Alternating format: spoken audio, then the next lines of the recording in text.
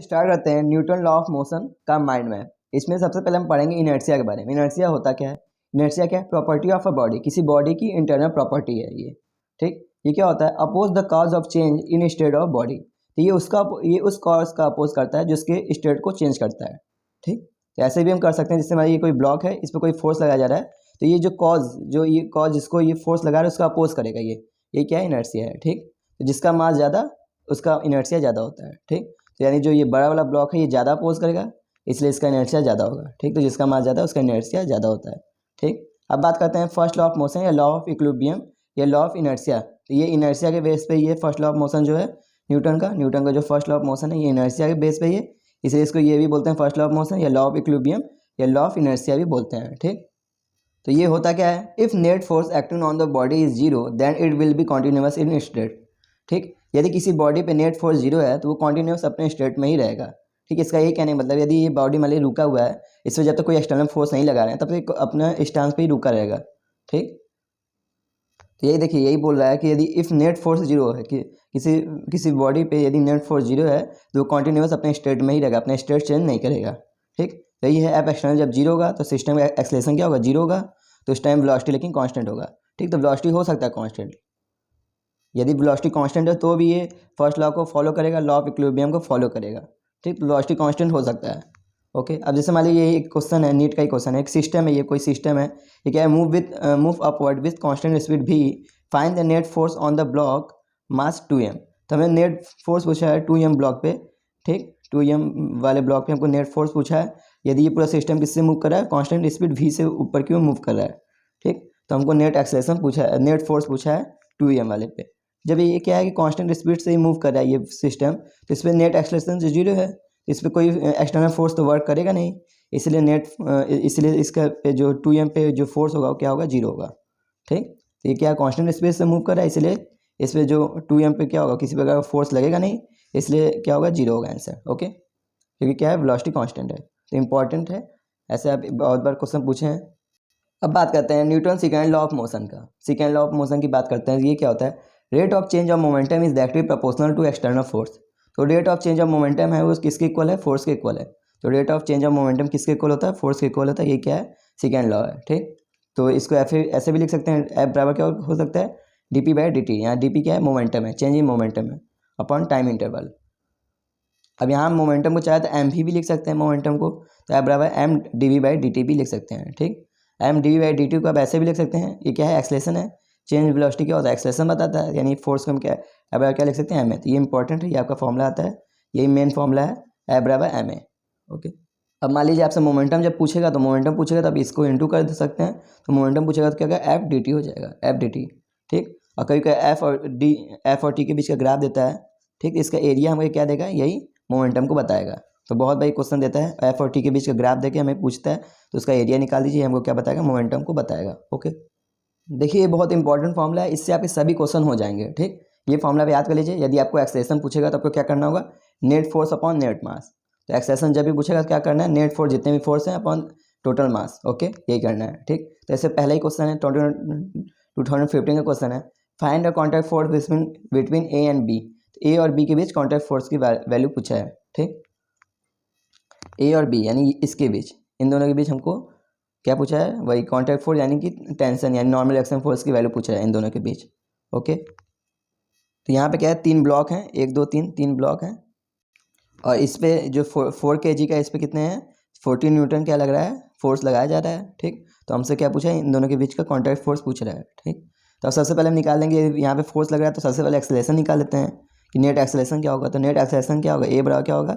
Net force upon net मास। यही वाला लगा दीजिए आप, यही सब में इंपॉर्टेंट, ये सब जगह लगेगा ये फॉर्मूला। तो नेट फोर्स कितने हैं? 14 न्यूटन, केवल एक ही फोर्स लग रहा है यहाँ पे 14 न्यूटन, और नेट मास क्या है?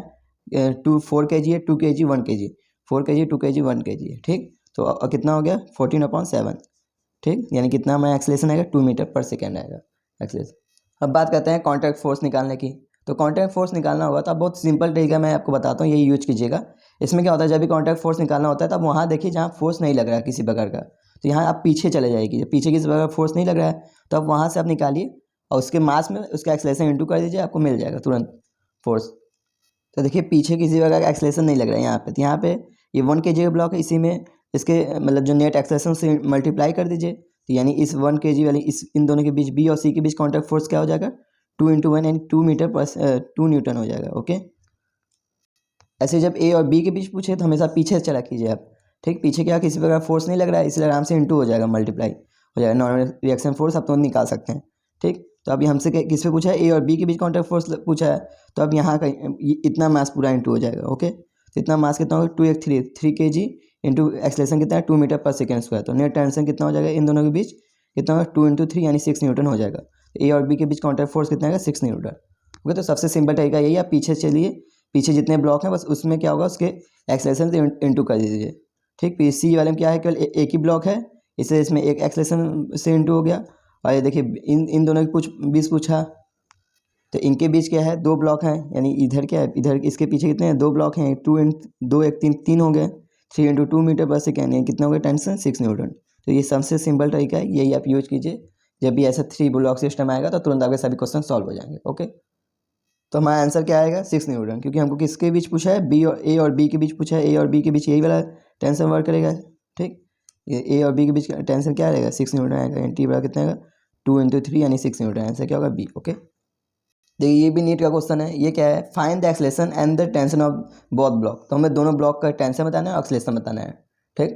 तो एक्सेलेरेशन क्या हो जाएगा, सबसे पहले एक्सेलेरेशन कराना सबसे ईजी है, एक्सेलेरेशन क्या होगा नेट फोर्स अपॉन नेट मास, ठीक। यहाँ पे फोर्स 2 जगह लग रहा है, ठीक। एक है 5 kg का, ये देखिए लटका हुआ है, यानी इसका वेट के कारण लगेगा, ये क्योंकि नीचे लटका हुआ है, ठीक। इस पर होता तो कोई नहीं लगता, क्या है ये नीचे ऐसे लटका हुआ है, यानी कि यहाँ क्या होगा 5G होगा इसके कारण, इसके कारण कितना फोर्स लगेगा 3G लगेगा, ठीक।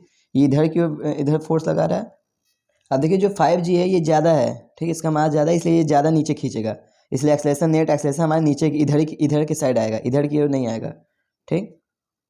नेट एक्सेलेरेशन इधर की ओर नहीं आएगा, इधर की ओर आएगा, क्योंकि ये जो 5 kg वाला ये ज़्यादा अपनी ओर खींचेगा, क्योंकि ज़्यादा वेट है इसका, इसलिए ज़्यादा ही खींचेगा, ठीक। ये खींच के अपने आप इधर आ जाएंगे अपने आप, ठीक, ये ज़्यादा खींचेगा, तो हमारा एक्सेलेरेशन का डायरेक्शन जो होगा इधर की ओर होगा, ठीक। अब हम नेट पहले एक्सेलेरेशन निकाल लेते हैं, नेट एक्सेलेरेशन होगा क्या, ये इधर का डायरेक्शन है, ये हम समझ गए। नेट एक्सेलेरेशन क्या होगा नेट फोर्स अपॉन नेट मास, तो नेट फोर्स कितना लग रहा है, इधर लग रहा है 5G, इधर लग रहा है 3G, यानी कितना हो गया 5G - 3G हो जाएगा, ठीक। अपॉन नेट मास कितना हो गया 5G 2G और 3G, 5G + 3G + 2G यानी कितना हो गया, यानी हो गया ये 5G में से 3G गया ऊपर हो गया 2G अपॉन हो गया 10, ठीक। तो हमारा जो एक्सेलेरेशन आएगा कितना आएगा 2 मीटर पर सेकेंड, तो हमारा एक्सेलेरेशन कितना आएगा 2 मीटर पर सेकेंड आएगा। अब हम बात करते हैं कि कितना हमारा ये टेंशन अब कैसे निकालेंगे। टेंशन का बहुत सिंपल सा ट्रिक है, आप याद कर लीजिए, ये एकदम सिंपल से स्यूडो फोर्स के कॉन्सेप्ट पे है ये, ठीक। जहाँ का एक्सेलेरेशन होगा, ठीक, टेंशन आपको निकालना होगा, तो देखिए जिधर का एक्सेलेरेशन का डायरेक्शन होगा उधर ही आप स्यूडो फोर्स को माइनस कर दीजिए, ठीक। तो एक्सेलेरेशन का डायरेक्शन जहाँ होगा उधर ही आप उसके स्यूडो फोर्स से माइनस कर दीजिए, ये है, ठीक। और जहाँ एक्सेलेरेशन का डायरेक्शन नहीं है वहाँ पर आप स्यूडो प्लस से ऐड कर दीजिए, ठीक। एक बार फिर से आप ऐसे देख लीजिए, जैसे T1 की हम बात करें, ठीक, T1 यहाँ पे क्या है, यहाँ पे नेट एक्सेलेरेशन इसी के पास है। ओके, तो देखिए नेट एक्सेलेरेशन इसी के पास है, ठीक, नेट एक्सेलेरेशन इधर ही के पास है, यानी m1g है, और इसी में क्या कीजिए अब इसके सूडो फोर्स से माइनस कर दीजिए, m1a से माइनस कर दीजिए, तो ये आपका टेंशन आ जाएगा पहले का, ठीक। अब बात करना T2 की, यहाँ पे एक्सेलेरेशन नहीं है, इधर एक्सेलेरेशन है नेट एक्सेलेरेशन, ठीक। यहाँ पे क्या होगा, यहाँ पे ऐड हो जाएगा। ओके, तो T2 बराबर क्या हो जाएगा m2g + m2a हो जाएगा। ओके, यदि आप नहीं समझे तो आप फ्री बॉडी डायग्राम भी बना के आप कर सकते हैं, लेकिन आप सिंपल तरीका यही है कि जिधर एक्सेलेरेशन उसके सूडो फोर्स से माइनस कर दीजिए, जहाँ पे एक्सेलेरेशन डायरेक्शन है उधर साइड आप सूडो फोर्स से माइनस कीजिए, जहाँ एक्सेलेरेशन डायरेक्शन नहीं है वहाँ पे आप सूडो फोर्स से ऐड कर दीजिएगा, ठीक। एकदम सिंपल सा है, एकदम याद हो जाए कर लीजिए, चाहे आप या तो फ्री बॉडी डायग्राम बना कीजिए, ये ट्रिक है, ठीक। तो यदि यहाँ पे क्या एक्सेलेरेशन है इसलिए यहाँ पे सूडो फोर्स पे माइनस वाला साइन लगेगा। ओके, यहाँ पे एक्सेलेरेशन नहीं इधर, यहाँ पे क्या होगा प्लस वाला साइन लगेगा। ओके, अब बात करते हैं T1 बराबर m1g - m1a हो जाएगा, ठीक। ये क्या है m1, यहाँ m1 g कितना 5 × 10 माइनस m × a कितना हम निकाला था 2 metre per second, minus m कितना है 5 × 2 यानी हो जाएगा टोटल 14 न्यूटन आ जाएगा आपका आंसर। अब बात करते हैं T2 में, T2 में एक्सेलेरेशन नहीं था इधर साइड, इधर ही क्या हो गया ऐड हो गया m2g + m2a हो जाएगा, ठीक। यानी m2g कितना होगा 3g, 3 × 10 हो जाएगा, और m2 × a, m2 कितना है 3 और a कितना है 2, ठीक। यानी कितना होगा 6, यानी 36 हो जाएगा न्यूटन। ओके, आपको ये टेंशन याद हो तो याद कर लीजिए, इधर का एक्सेलेरेशन यहाँ माइनस लगेगा, ठीक। इसी में m1g - m1a हो जाएगा, यहाँ टेंशन नहीं इसलिए क्या हो जाएगा m2g + m2a हो जाएगा, ठीक। तो आपको याद होगा याद कर लीजिए, या तो आप फ्री बॉडी डायग्राम लगा के भी कर सकते हैं, ठीक। देखिए ये वाला अभी आपके नीट में बहुत बड़ा क्वेश्चन पूछ चुका है। एक ऐसे ब्लॉक है, इधर ब्लॉक है, इस सिस्टम में क्या होगा एक्सेलेरेशन, आप याद कर लीजिए m1 माइनस m2 अपन m1 प्लस m2 इंटू जी। ठीक, या आप ऐसे भी निकाल सकते हैं, ये m1 ज़्यादा है, इधर ज़्यादा होगा फोर्स, इसका फोर्स माइनस हो जाएगा अपन नेट मास। ठीक, इससे भी आप एक्सेलेरेशन निकाल सकते हैं। ऐसे भी आप याद कर लीजिए m1 माइनस m2 अपन m1 प्लस m2 इंटू जी। ठीक, याद हो जाएगा। ठीक है, अब बात करते हैं टेंशन। टेंशन क्या है, 2m1 m2 जी अपन m1 प्लस m2, ये दोनों आप याद कर लीजिए। टेंशन क्या होगा, 2m1 m2 अपन m1 plus m2 okay into g. इसी पे ही आपके नीट 2020 में क्वेश्चन आया, तो अब इसको मैं कर लेता हूँ क्वेश्चन। ये 2020 का क्वेश्चन है नीट का। इसमें क्या acceleration of mass will be, तो एक्सेलेरेशन पूछा है, मास एक्सेलेरेशन क्या होगा इस सिस्टम का। ठीक, तो देखिए ये क्या है, ये एक्सेलेरेशन क्या होता है, m1 माइनस m2 पर m1 प्लस m2 इंटू जी। ठीक, m1 मास इसके लिए कितना हो गया, m1 किसका ज़्यादा है, 6 के जी ज़्यादा है, तो 6 माइनस 4 अपॉन 6 प्लस 4 इंटू जी हो जाएगा। 6 माइनस 4 कितना होगा 2, और 6 प्लस 4 कितना होगा 10 इंटू जी, तो ए कितना होगा g/5। आंसर क्या होगा बी। ओके, नीट का क्वेश्चन है, इसे आप कर लीजिए। अब बात करते हैं लिफ्ट वाला प्रॉब्लम की। तो लिफ्ट वाले में क्या होता है, यदि लिफ्ट क्या है ऊपर की हो जाता है तो यहाँ पे क्या टेंशन जो होता है mg प्लस ma हो जाता है। ठीक, mg प्लस ma। ठीक, जब नीचे की हो जाएगा तो क्या होगा mg माइनस ma हो जाएगा टेंशन। ठीक, जब फ्री फॉल करेगा तो टेंशन क्या हो जाएगा 0। एक बार फिर से, जब लिफ्ट क्या होगा ऊपर की हो जाएगा तो टेंशन क्या होगा mg प्लस ma, जब नीचे की हो जाएगा तो t पर mg माइनस ma हो जाएगा। जब फ्री फॉल करेगा, ठीक, यानी जब रस्सी काट दिया जाए या फ्री फॉल करे तो उस टाइम टेंशन क्या होगा 0 होगा टेंशन। ओके, इसी पे आपका नीट का क्वेश्चन है। ठीक, ये देख लेते हैं, ये 2002 का क्वेश्चन है। क्या बोला है, ए लिफ्ट वेट कितना है 1000 kg है, is moving upward with an acceleration of 1 metre per second square, the tension in the supported cable is. तो हमको टेंशन पूछा है क्या होगा। ठीक भाई, तो टेंशन क्या होता है, टी बराबर यहाँ पे क्या अपवर्ड जा रहा है। ठीक, तो अपवर्ड ऊपर की ओर जा रहा है तो क्या होगा टी बराबर क्या होगा mg प्लस ma हो जाएगा। यहाँ m कॉमन भी लिख सकते हैं, g प्लस a भी लिख सकते हैं। तो टी बराबर इसका मास कितना है 1000 है, और जी यहाँ पे जी 9.8 रखेंगे, 9.8, और एक्सेलेरेशन कितना है 1 है। ठीक, 1 मीटर पर सेकेंड से ऊपर जा रहा है। ठीक, तो नेट टेंशन क्या आएगा आपका 1000 इंटू 10.8, यानी जो टेंशन आएगा कितना आएगा 10,800 आएगा। यानी आंसर क्या होगा बी। अब देखिए जैसे लाइन से 3 ब्लॉक ऐसे लटका दिए गए हैं। ठीक, तो तीनों पे आपको से टेंशन पूछेगा क्या होगा, तीनों पे क्या क्या टेंशन होगा ये पूछता है। ठीक, तो देखिए टेंशन जितना सबसे ऊपर आप देखेंगे तो सबसे अधिक टेंशन होगा, सबसे ऊपर सबसे ज़्यादा वेट है, इससे सबसे अधिक टेंशन ऊपर होगा सबसे ऊपर। ठीक, तो सबसे नीचे क्या है केवल एक ब्लॉक, इसलिए इसके कारण केवल टेंशन आएगा। इसके कारण इस वाले पे टेंशन क्या है 2 ब्लॉक के कारण आएगा, इस वाले टेंशन पे इस पे क्या होगा तीनों के कारण टेंशन आएगा, जो ऊपर वाला ब्लॉक है, जो ऊपर वाला रस्सी है। ओके, तो जो सबसे पहले बात करें नीचे वाला, तो नीचे वाला में केवल इसके कारण है, इसीलिए क्या होगा mg होगा T1। तो T1 की बात करें क्या होगा mg होगा। इसमें क्या होगा ये 2 + 3 होगा, यानी 3 mg हो जाएगा। T2 के लिए क्या हो जाएगा 3 mg, और 3 के लिए क्या होगा 2m plus 3m plus 2m plus 1m, यानी कितना होगा 6 mg हो जाएगा। तो T3 कितना होगा 6 mg। ओके, ये भी अच्छा क्वेश्चन है, ये भी नीट में का ही है आपका। अब बात करते हैं इंक्लाइन वाले प्रॉब्लम की। तो इंक्लाइन में क्या होता है कि जब किसी ब्लॉक को आप किसी इंक्लाइन पे रखते हैं तो अपने आप वो स्मूथ यदि स्मूथ होता है तो अपने आप ये नीचे आने लगता है। और किस एक्सेलेरेशन से नीचे आएगा g sin थीटा से नीचे आने लगेगा। ठीक, तो अब इसको ऊपर रख देंगे अपने आप नीचे आने लगेगा, क्योंकि ये क्या है स्मूथ होता है। ठीक, इसका एक्सेलेरेशन को किस एक्सेलेरेशन से नीचे आएगा अपने आप g sin थीटा से अपने आप नीचे आने लगेगा। ठीक, ये कभी यही पूछता है आपसे। अब बात करते हैं ये इसके 2 केस बनते हैं। एक पहला है कि ये इंक्लाइन पे रखा गया है, तो पहला क्या है स्टेशनरी ऑन इंक्लाइन, कि हम ऐसा इसको एक्सेलेरेशन आगे की ओर दे दें कि स्टेशनरी हो जाए, उसी पे रुक जाए, इंक्लाइन पे ही रुका रहे। ठीक, ऐसा क्या एक्सेलेरेशन दे दें इसको, आप सामने ऐसा क्या एक्सेलेरेशन दे दें कि इंक्लाइन पे ही रुका रहे। ठीक, तो ऐसा करने के लिए हम क्या करते हैं कि इसके सामने ये जिधर की ओर गिर रहा है इधर की ओर ये गिरेगा। ठीक, इधर की उसके क्या होगा mg sin थीटा होगा, इधर ही की ओर हम क्या दे देंगे एक्सेलेरेशन दे देंगे, इधर ही से हम बहुत अच्छा एक्सेलेरेशन दे देंगे। वो एक्सेलेरेशन की वैल्यू पूछता है क्या एक्सेलेरेशन दिया जाए कि ये ब्लॉक इसी पे रुका रहे। ठीक, तो एक्सेलेरेशन एकदम आगे की ओर देंगे। ठीक, जहाँ की ओर गिर रहा है ये ब्लॉक उधर की ओर एक्सेलेरेशन देंगे, याद रखिए, तभी ये ब्लॉक ऊपर रुका रहेगा। ठीक, क्योंकि सूडो फोर्स पीछे वर्क करेगा और इसको बैलेंस करेगा। ठीक, तो जो एक्सेलेरेशन आएगा ये बराबर क्या होगा g tan थीटा आएगा। तो इस पर आपके नीट में कई बार क्वेश्चन पूछा है कि ऐसा क्या एक्सेलेरेशन दे कि ये इस पर रुका है स्टेशनरी है, तो इस पर जो एक्सेलेरेशन की वैल्यू होगी ये बराबर क्या होगा g tan थीटा। ये g tan थीटा ये एक्सेलेरेशन इसको दे दें तो ये ब्लॉक इसी पे रुका रहेगा। ठीक, और इस पर जो टेंशन है इस पर तो टेंशन भी आएगा कुछ, सॉरी नॉर्मल रिएक्शन फोर्स, तो इस पर कुछ नॉर्मल रिएक्शन फोर्स आएगा, इसी नॉर्मल रिएक्शन फोर्स से इसको बैलेंस करेगा, इसी नॉर्मल रिएक्शन फोर्स से कहीं रुका रहेगा इस पर। ये नॉर्मल रिएक्शन फोर्स क्या होगा, तो ये क्या होगा mg/cos थीटा। ठीक, तो याद कर लीजिए एक्सेलेरेशन पूछा क्या एक्सेलेरेशन दे कि ये ब्लॉक उस पर रुका रहे, तो ये बराबर g tan थीटा होगा, और नॉर्मल रिएक्शन फोर्स क्या होगा जो इसको रोका रहेगा normal reaction force mg cos theta होगा। ठीक, mg/cos थीटा। ओके, अब बात करते हैं फ्री फॉल वाली कंडीशन। ठीक, अब क्या कर रहे हैं, यदि हम ये इस ब्लॉक के इस इंक्लाइन को ऐसा एक्सलेशन दे दें कि ये फ्री फॉल करने लगे। फ्री फॉल मतलब कि इस ब्लॉक को छोड़ के अपने आप नीचे गिरने लगे। फ्री फॉल का मतलब होता है ये ब्लॉक के से इसका कॉन्टैक्ट हट जाए, ठीक, ब्लॉक से इसका कॉन्टैक्ट हट जाए, अपने आप नीचे गिरने लगे, इसको ये कहते हैं फ्री फॉल। तो फ्री फॉल कराने के लिए पीछे एक्सलेशन देंगे। जब हम इसको पीछे एक्सलेशन देंगे तो ये फ्री फॉल करने लगेगा। ओके, नीचे एकदम आराम से गिरने लगेगा। ठीक, तो जो इसका एक्सलेशन आएगा ए बराबर क्या होगा, जी कॉस थीटा आएगा। ठीक, तो जी कॉस थीटा दे देंगे तो ये फ्री फॉल करने लगेगा। ठीक, और इस टाइम में नॉर्मल एक्शन फोर्स क्या हो जाएगा, जीरो। जब फ्री फॉल कर रहा है तो नॉर्मल एक्शन कॉन्टैक्ट हट गया तो नॉर्मल एक्शन फोर्स क्या होगा, जीरो। ठीक, एक बार फिर से हम एक बार रिवाइज आपको करा देते हैं। इंक्लाइन, यदि किसी इंक्लाइन पे आप किसी ब्लॉक को रख देते हैं तो अपने आप ये किस ए बराबर जी साइन थीटा एक्सलेशन से नीचे गिरने लगता है अपने आप। ठीक, इसी को रोकना है, स्टेशनरी रखना है। ऐसा क्या एक्सलेशन हम दे दें आगे कि क्या हो, ये ब्लॉक इसी पे रुक जाए। तो इसको यदि ए बराबर जी tan थीटा एक्सलेशन दे देंगे तो इसी पे ये रुका रहेगा। ठीक, अब क्या होता है, इसमें नॉर्मल एक्शन फोर्स भी होता है कुछ, जिसके गाड़ी इसको रुका रहता है, इसके अगर ये बैलेंस रहता है तो क्या होता है, mg बाई कॉस थीटा होता है नॉर्मल एक्शन फोर्स। ठीक, ये है स्टेशनरी वाला केस। जब क्या है, इसको फ्री फॉल कराना है, यानी इसका कॉन्टैक्ट हटा देना है। ऐसा क्या दे देंगे acceleration, a by g cos theta दे देंगे तो ये क्या होगा, फ्री फॉल करेगा। उस टाइम नॉर्मल एक्शन फोर्स क्या हो जाएगा, जीरो हो जाएगा। ठीक, ये केस है इंक्लाइनेशन का। इससे आपके नीट में बहुत बार क्वेश्चन आया है। अब बात करते हैं Newton third law of motion की। ठीक, Newton third law of motion क्या है, to every action there is always an equal in magnitude and opposite in direction. तो एवरी एक्शन के इक्वली क्या होता है, रिएक्शन फोर्स लगता है, लेकिन इसका रिएक्शन क्या होता है, अपोजिट होता है। यानी आप कैसे ऐसे भी कर सकते हैं कि यदि आप किसी जैसे मान लीजिए किसी बॉडी को आपने ऐसे धक्का दिया तो ये बॉडी भी यहाँ पे उतना ही धक्का लगाएगा, लेकिन क्या होगा, अपोजिट डायरेक्शन में लगाएगा। ठीक, तो जितना आपने इस पे एक्शन किया उतना यहाँ पे रिएक्शन लगेगा। ठीक, बस इसका डायरेक्शन क्या होगा, अपोजिट होगा। ठीक, यही होगा। जैसे मान लीजिए कोई बॉडी ए क्या है, किसी मान लीजिए कोई बॉडी ए जो है, ठीक, इस पर क्या है, बी पे फोर्स लगाता है, तो ये जो फोर्स जो बी है वो भी क्या है, बी पे भी उतना ही फोर्स लगेगा, लेकिन क्या होगा, अपोजिट डायरेक्शन में लगेगा।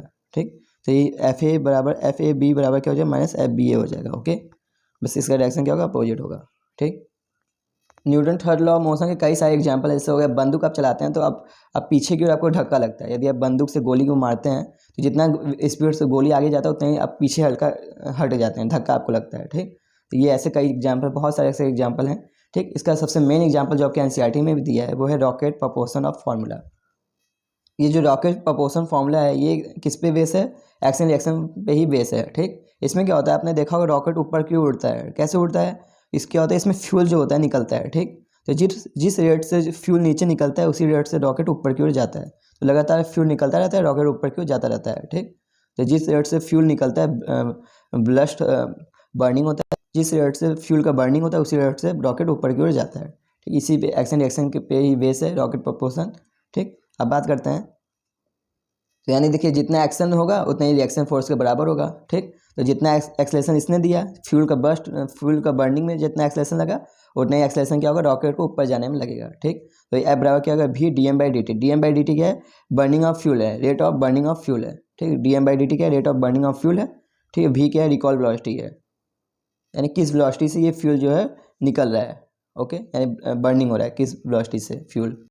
तो आपको चाहे तो आप ऐसे भी लिख सकते हैं, M G plus M A. ठीक, तो आप सिंपल सा फॉर्मूला ये वाला याद कर लीजिए, M G plus M A बराबर V D M by D T. Very important formula है। ठीक, इसी का दो केस बनता है। ठीक, अब एक बार पहले फिर से हम बात करते हैं, D M by D T क्या है, rate of burning of fuel है। ठीक, वी क्या है, रिकॉल वेलोसिटी, एम क्या है, मास ऑफ रॉकेट है। ठीक, अब बात करते हैं, अब इसी के दो केस बनते हैं, यदि क्या ग्रेविटी फ्री स्पेस है, यदि यानी ग्रेविटी है ही नहीं वहाँ पे, यानी ये एम जी वाला टर्म जो होगा कैंसिल हो जाएगा, एम जी वाला टर्म, यानी कि यहाँ पे क्या हो जाएगा, केवल एम ए बराबर क्या होगा, V D M by D T हो जाएगा केवल। ठीक, एम ए बराबर क्या होगा, V D M by D T. दूसरा क्या है, यदि वेलोसिटी कांस्टेंट वेलोसिटी से ऊपर की ओर जा रहा है, ठीक, कांस्टेंट वेलोसिटी से ऊपर की ओर जा रही है, यानी कि यहाँ पे क्या होगा, एम जी बराबर क्या होगा, V D M by D T हो जाएगा। ओके, यानी जब वेलोसिटी कांस्टेंट यानी एक्सेलेरेशन ये जीरो है। ठीक, यानी केवल किससे मूव कर रहा है, अपने ग्रेविटी वाले एक्सेलेरेशन से ही ऊपर की ओर मूव कर रहा है। ओके, तो यानी एम जी बराबर क्या होगा, V D M by D T. Okay, तो दो केस बनते हैं, यदि ग्रेविटी फ्री स्पेस है तो एम ए बराबर V D M by D T, यदि कांस्टेंट वेलोसिटी से ऊपर की ओर जा रहा है तो एम जी बराबर V D M by D T. Okay, इस पर भी बहुत ज़्यादा क्वेश्चन बनते हैं। इसका एक क्वेश्चन मैं लाता हूँ आपके सामने। देख 2012 क्वेश्चन है, क्या बोला है, ए 600 kg rocket is set of for a vertical firing. तो एक 600 kg का रॉकेट है, उसको ऊपर की ओर हम फायर कर रहे हैं। ठीक, इफ एग्जॉट स्पीड इस कितना है, 1000 मीटर पर सेकेंड। ठीक, इसका एग्जॉट जो स्पीड हो रहा है, जो जिस रेट से निकल रहा है फ्यूल, उसका स्पीड कितना है 1000 मीटर पर सेकेंड। ठीक, अब बात करते हैं, जब mass of the mass of the gas exerted per second to supply the thrust need to overcome the weight of the rocket is. तो हमें क्या बोला है, वो मास कितना, किस रेट से, वो mass of gas off exerted per second, यानी dm/dt की वैल्यू पूछा है, क्या होगा कि उसको क्या हो, एक थ्रस्ट प्रोड्यूस हो जो उसको क्या हो, रॉकेट को बैलेंस करे, किस रेट से मतलब फ्यूल जले, एक एग्जॉस्ट हो निकले कि ये जो थ्रस्ट मिले जिससे क्या हो, रॉकेट का वेट बैलेंस हो। ओके, देखिए इस क्वेश्चन में बोल दिया है कि यहाँ पे एक्सेलेरेशन नहीं है, किसी प्रकार का एक्सेलेरेशन नहीं है, यानी वेलोसिटी कांस्टेंट है, क्योंकि क्या बोल रहा है कि इसके वेट को बैलेंस करें, यानी जो इसके वेट है उसी को बैलेंस करें, यानी कि यहाँ पे कोई एक्सटर्नल फोर्स नहीं लग रहा है, ठीक, यानी एम ए वाला टर्म नहीं होगा, ठीक। यहाँ पे बोला है जो थ्रस्ट है need to overcome the weight of the rocket is, तो कितना थ्रस्ट नीड, कितने थ्रस्ट की जरूरत हो जो इसके वेट को बैलेंस कर सके, तो ये यानी बोला, यानी यहाँ पे हमारा ये वाला फॉर्मूला लगे, mg बराबर v/dm/dt वाला फॉर्मूला लगेगा, ठीक। यहाँ पे दिया क्या क्या है, एम मास कितना है 600 kg दिया है, और जो रिकॉल वेलोसिटी कितना है 1000 kg मीटर पर सेकेंड है, ठीक। dm/dt वैल्यू हमसे पूछा है, ठीक। अब बात करते हैं mg बराबर v/dm/dt है, ठीक। यहाँ पे जो मास है कितना है 600 है, और g की वैल्यू है 10, v कितना है 1000 है, और dm/dt वैल्यू हमसे पूछा है, ठीक। रेट पूछा है भाई, the exerted speed of the mass of gas exerted per second हमसे पूछा है, ठीक। यहाँ से देखिए 1000 से ये खत्म हो जाएगा, यानी dm/dt वैल्यू कितना आएगी 6 kg सेकेंड इनवर्स, यहाँ से क्या होगा c। ओके, अब बात करते हैं मोमेंटम की। मोमेंटम क्या है, it is ability to keeping increase या डेवलपिंग फोर्स, ठीक। ये क्या है, मोमेंटम क्या एबिलिटी है जो क्या करता है, फोर्स को डेवलप करता है, ठीक। आपने सेकंड लॉ पढ़ा होगा, सेकंड लॉ क्या होता है कि जो सेकंड लॉ में क्या होता है, फोर्स जो होता है वो किसके प्रोपोर्शनल होता है, rate of change of momentum के प्रोपोर्शनल होता है, ठीक। यानी बराबर क्या होता है dp/dt, यहाँ से आप मोमेंटम निकाल सकते हैं, मोमेंटम क्या होगा p/df/dt हो जाएगा, ठीक। तो मोमेंटम का ये वाला फॉर्मूला भी है, p बराबर क्या होगा इंटीग्रल f/dt होता है, या मोमेंटम का इसी ऐप को आप चेंज करेंगे, ठीक। एफ को एम ए रखेंगे तो आपका मोमेंटम आएगा p बराबर क्या आएगा mv आएगा, ठीक। बहुत इंपॉर्टेंट है, मोमेंटम क्या आएगा p बराबर mv। अब बात करते हैं इम्पल्स। इम्पल्स पे बहुत क्वेश्चन आते हैं, आपके नेट में भी बहुत क्वेश्चन आते हैं इम्पल्स पे। इम्पल्स होता है क्या, इम्पल्स क्या होता है चेंज इन मोमेंटम, तो इम्पल्स कुछ है नहीं, वो चेंज इन मोमेंटम है, ठीक। तो इम्पल्स को हम क्या लिख सकते हैं, चेंज इन मोमेंटम, मोमेंटम का जो चेंज होता है उसको ही क्या कहते हैं, इम्पल्स कहते हैं, ठीक। यानी यहाँ पे आई की जगह क्या लिख सकते हैं, डेल्टा p भी लिख सकते हैं, या m/d भी लिखेंगे, ठीक। चेंज वेलोसिटी भी लिख सकते हैं, ओके, कि मोमेंटम का हमेशा चेंज लिया जाता है, चेंज वाला, ठीक, इसलिए m/d भी लिखेंगे, ओके, चेंज लेंगे, ठीक। अब बात करते हैं इम्पल्स।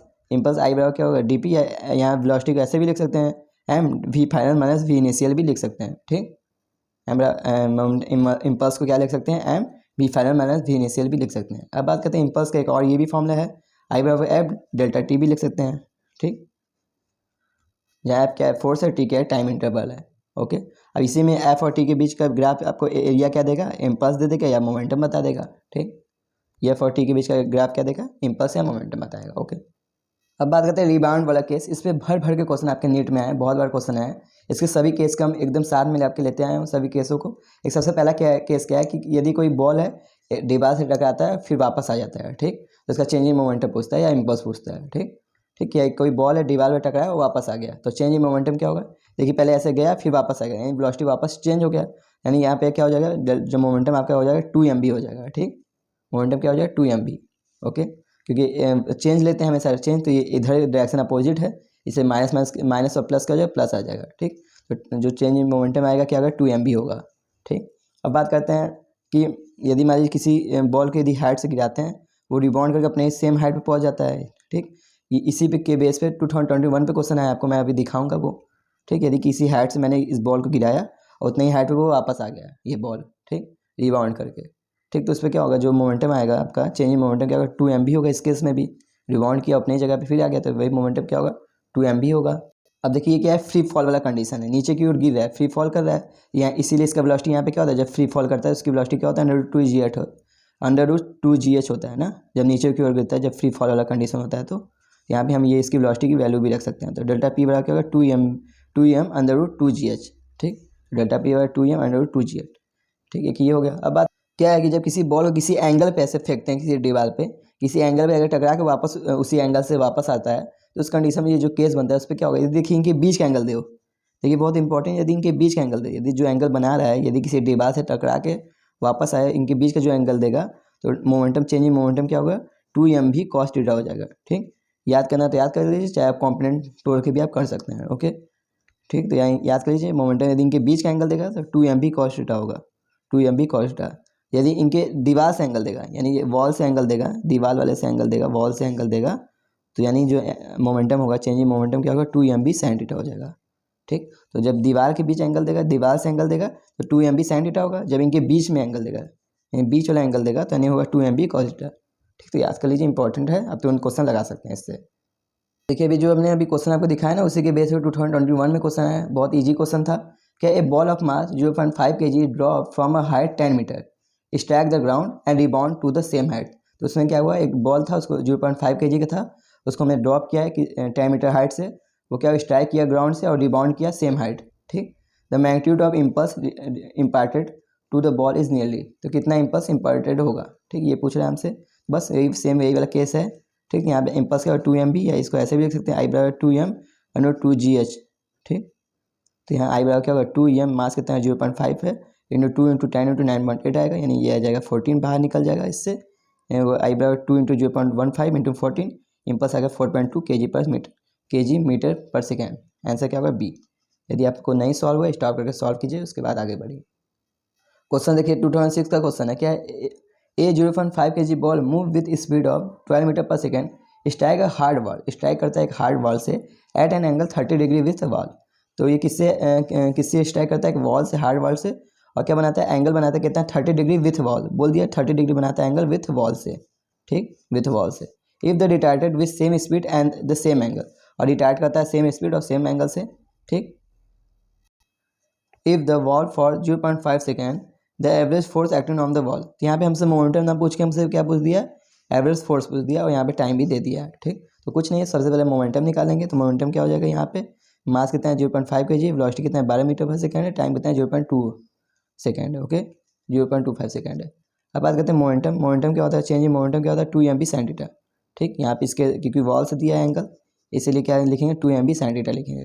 2 मास कितना है 0.5 है, वेलोसिटी कितना है 12 है, और sin 30 डिग्री वैल्यू कितना है 1/2, यानी ये आएगा आपका 6। मोमेंटम का आएगा कितना, चेंज इन मोमेंटम का आएगा 6 आएगा। हमसे मोमेंटम चेंज पूछा नहीं, हमसे क्या पूछा है, फोर्स पूछा है। तो फोर्स क्या होगा dv/dt हो जाएगा। मोमेंटम चेंज कितना आता है 6 आया था, और टाइम कितना है 0.25 है। ठीक, तो हमारा कितना आंसर आएगा 24 न्यूटन। ओके, तो आंसर क्या होगा ए। ओके ओके गाइस, इसको स्टॉप करके आप कीजिए।